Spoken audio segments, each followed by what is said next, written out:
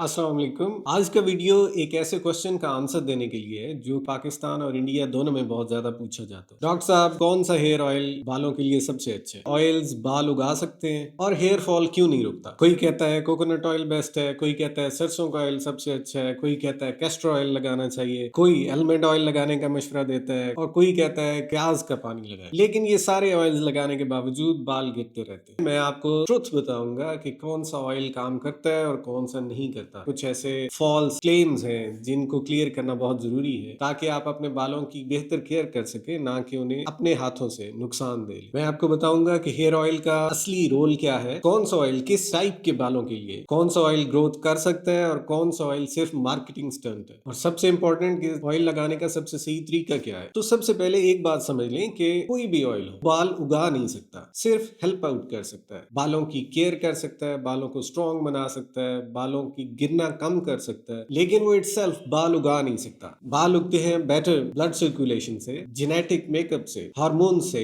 और vitamin intake से। Hair oil का काम होता है ड्राइनेस कम करना, स्कैल्प को मॉइस्चराइज रखना, हेयर शेफ्ट को मजबूत बनाना और ब्रेकेज को कम करना। इसलिए अगर कोई कहता है कि ये ऑयल फला ऑयल 7 दिन में बाल उगा देगा तो ये बिल्कुल झूठा क्लेम है।